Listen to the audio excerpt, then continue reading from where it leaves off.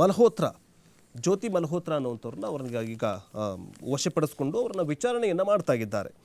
ಉಚಿತವಾಗಿ ಪಾಕಿಸ್ತಾನ ಪ್ರವಾಸಕ್ಕೆ ಕರೆದೊಯ್ದು ಅಲ್ಲಿ ಭಾರತದ ವಿರುದ್ಧ ಹೇಳ್ತಾ ಇದ್ದಂತಹ ನೆರೆಯ ದೇಶ ರಹಸ್ಯ ಮಾಹಿತಿಯನ್ನು ಸೋರಿಕೆ ಮಾಡ್ತಾ ಇದ್ದಂತಹ ಕೇಸ್ನಲ್ಲಿ ಬಂಧಿತರಾಗಿರುವಂತಹ ಜ್ಯೋತಿಯವರಿಂದ ಇನ್ನಷ್ಟು ಮಾಹಿತಿಗಳು ಹೊರಬಂದಿವೆ. ಅದರಲ್ಲಿ ಏನಂತಂದರೆ, ಒಂದು ಕಡೆ ಗಡಿಯಲ್ಲಿ ಕ್ಯಾತೆಗೆ ತೆಗಿತಾ ಇದ್ದಿರುವಂತಹ ಪಾಕಿಸ್ತಾನ, ಉಗ್ರರನ್ನ ಗಡಿ ದಾಟಿಸ್ತಾ ಇರುವಂತಹ ಪಾಕಿಸ್ತಾನ, ಇನ್ನೊಂದು ಕಡೆ ಭಾರತದ ವಿರುದ್ಧ ಭಾರತದ ಸೋಷಿಯಲ್ ಮೀಡಿಯಾ ಪ್ರಭಾವಿಗಳು ಮತ್ತು ರೀಲ್ ಸ್ಟಾರ್ಗಳನ್ನೇ ಬಳಸ್ಕೊಂಡು ಈಗ ಸ್ಫೋಟಕ ಮಾಹಿತಿಗಳನ್ನು ತರಿಸ್ಕೊಳ್ತಾ ಇದ್ದಾರೆ. ರೀಲ್ ಸ್ಟಾರ್ಗಳನ್ನು ಬಳಸ್ಕೊಂಡು ಏನೋ ದುಡ್ಡಿನ ಆಸೆಗಾಗಿ ಏನು ಮಾಡ್ತಿದ್ರು ಅಂತಂದರೆ, ಭಾರತದಲ್ಲಿರುವಂತಹ ಕೆಲವೊಂದಿಷ್ಟು ಮಾಹಿತಿಗಳನ್ನು ಕೊಡ್ತಾ ಇದ್ರಂತೆ ಪಾಕಿಸ್ತಾನದ ಅಧಿಕಾರಿಗಳಿಗೆ.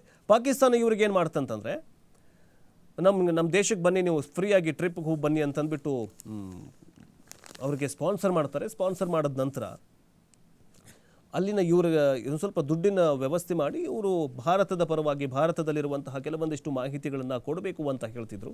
ಸೊ ಹೀಗಾಗಿ ಈ ಎಮ್ಮನ್ನು ಈಗ ಪೊಲೀಸರು ಬಂಧಿಸಿದ್ದಾರೆ, ಕೆಲವೊಂದಿಷ್ಟು ಮಾಹಿತಿಗಳನ್ನು ಕೂಡ ಪಡೆದುಕೊಂಡಿದ್ದಾರೆ. ಇನ್ನು ದಾಳಿಗೂ ಮುನ್ನ ಪಹಲ್ಗಾಮ್ಗೆ ಜ್ಯೋತಿ ಹೋಗಿದ್ರಂತೆ.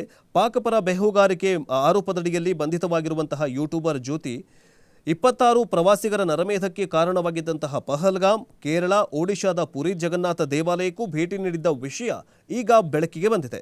ಹೀಗಾಗಿ ಈ ಸ್ಥಳಗಳ ಕುರಿತು ಆಕೆ ಪಾಕಿಸ್ತಾನದೊಂದಿಗೆ ಮಾಹಿತಿ ಹಂಚಿಕೊಂಡಿರುವ ಶಂಕೆ ವ್ಯಕ್ತವಾಗ್ತಾ ಇದೆ.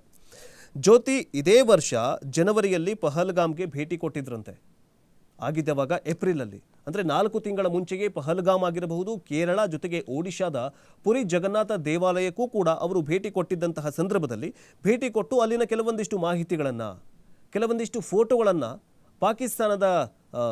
ಪಾಕಿಸ್ತಾನಕ್ಕೆ ಕಳುಹಿಸಿರುವಂತಹ ಶಂಕೆ ವ್ಯಕ್ತವಾಗ್ತಾ ಇದೆ.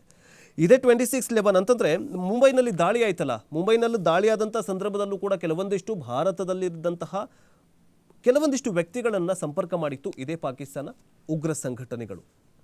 ಆವಾಗ ಅವರಿಗೆ ಸ್ವಲ್ಪ ದುಡ್ಡಿನ ಆಮಿಷ ಒಡ್ಡಿ ಭಾರತದಲ್ಲಿರುವಂತಹ ಪ್ರಮುಖ ಪ್ರವಾಸಿ ತಾಣಗಳಿಗೆ ಹೋಗಿ ಅವು ಫೋಟೋಗಳನ್ನು ಕ್ಲಿಕ್ ಮಾಡ್ಕೊಂಡು ಬನ್ನಿ, ಫೋಟೋಗಳನ್ನು ನಮಗೆ ಕಳುಹಿಸಿ ಅಂತಂದ್ಬಿಟ್ಟು ದುಡ್ಡಿನ ಆಮಿಷ ಕೊಟ್ಟು ದುಡ್ಡನ್ನು ಕೊಟ್ಟು ಕೆಲವೊಂದಿಷ್ಟು ಜನರನ್ನು ಬಳಸ್ಕೊಂಡಿದ್ದೂ ಇದೆ.